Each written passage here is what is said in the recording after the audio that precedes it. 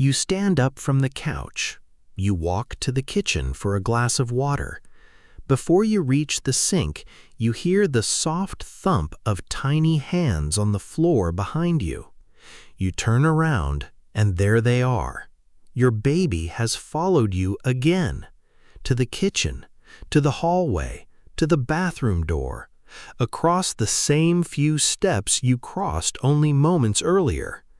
And somehow, if you disappear for even 10 seconds, they look at you as if you have been gone for hours. Most parents describe this stage with one simple word: clingy. But what if that word is misleading? What if your baby is not trying to control your movement at all? What if they are doing something much more sophisticated?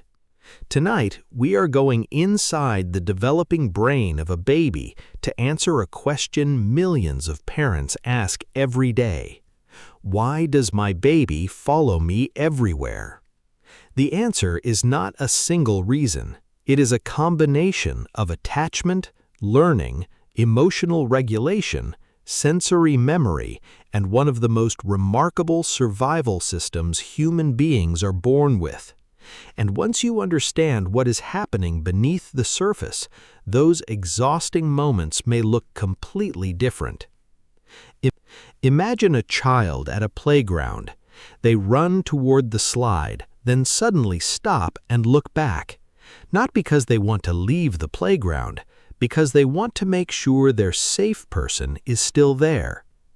Developmental psychologists have long observed this pattern in healthy infants and toddlers. Children naturally move outward into the world and then return to a trusted caregiver before venturing farther again. Think of it like a spacecraft leaving a station. The farther it travels, the more important the connection becomes. Your baby is building that connection in real time. When they crawl after you from room to room, they are not refusing independence.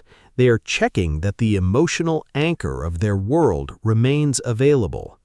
This is one of the great paradoxes of early childhood. Children become independent by first experiencing reliable dependence. A baby who feels secure enough to return is often the same baby who later feels brave enough to explore. So the following behavior is not the opposite of confidence. It is the foundation from which confidence is constructed. And that changes the meaning of the behavior entirely. Now watch your baby during a new experience. A stranger enters the room. A vacuum cleaner suddenly turns on. A dog barks outside. Before reacting, many babies do something almost invisible. They look at you. Not for information about the object itself, for information about what the object means. Your face becomes an emotional compass. A relaxed expression communicates, "This is manageable." A tense expression communicates, "Pay attention, something may be wrong." Researchers discovered that infants often use caregivers as emotional reference points when they encounter uncertainty. In other words, babies borrow the emotional interpretation of the people they trust. That means your baby is not simply following your body through the house, they are following your interpreter of reality. Every new room contains unfamiliar sounds, textures, shadows, movements, and sensations. Staying near you allows their brain to ask a constant question: how should I feel about this? This is why a baby may happily enter a noisy room when you are calm, yet become distressed in the same room if you appear worried. The environment may be identical, the emotional signal is not.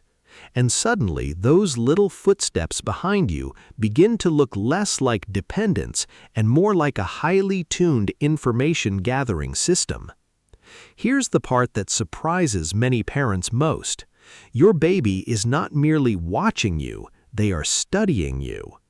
Neuroscientists have shown that observing another person's actions activates parts of the brain involved in performing those actions ourselves. For a developing child, this creates an extraordinary learning opportunity. When you stir a pot, your baby is learning about coordinated movement. When you fold laundry, they are learning sequences. When you open a cabinet, pour water, wipe a spill, or answer the door, their brain is collecting patterns. And the remarkable thing is that learning often happens without direct instruction. Long before a child can explain a behavior, they may already be building the neural pathways required to imitate it.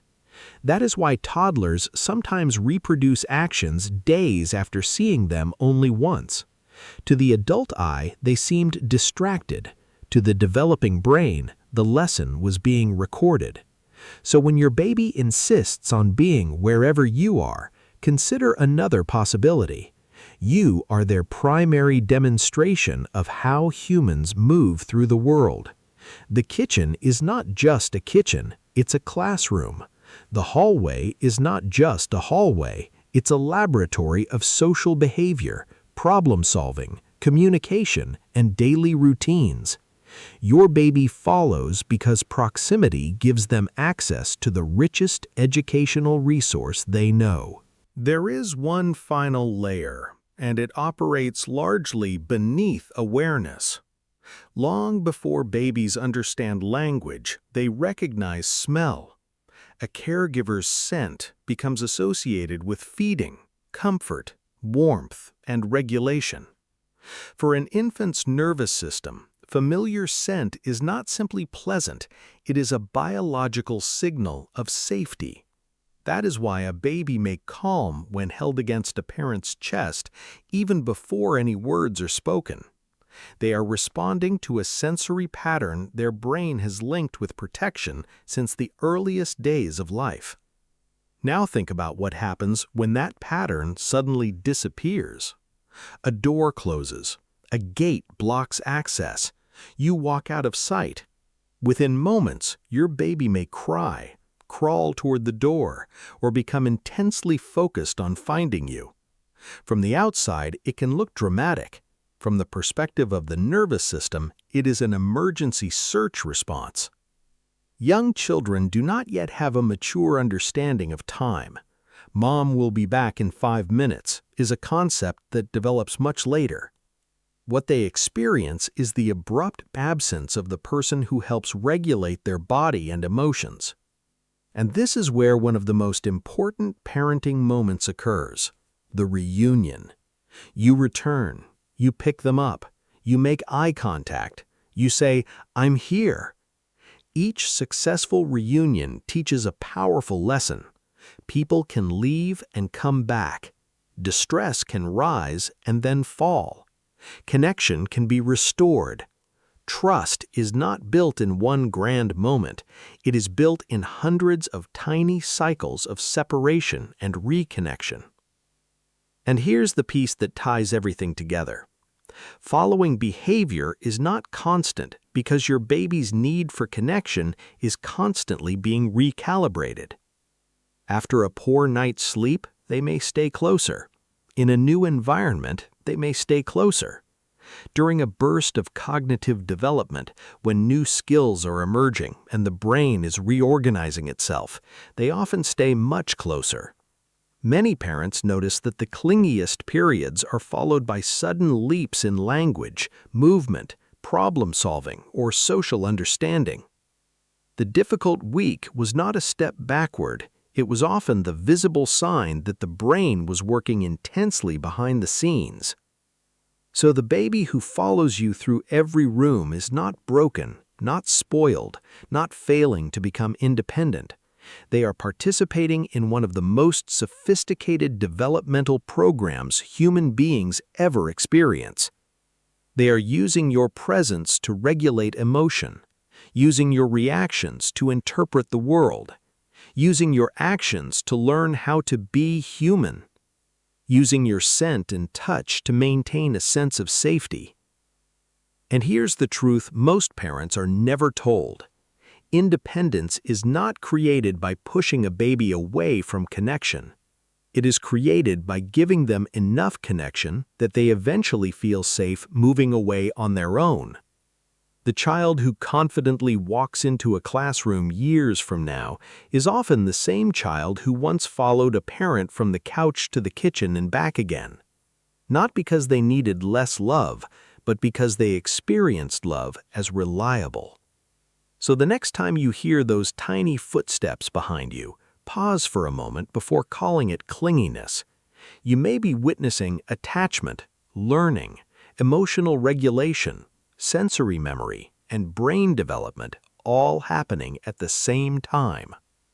Your baby is not just following your path through the house, they're using you to map their path through the world.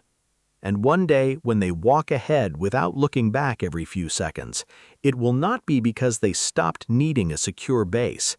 It will be because they spent enough time knowing it was there.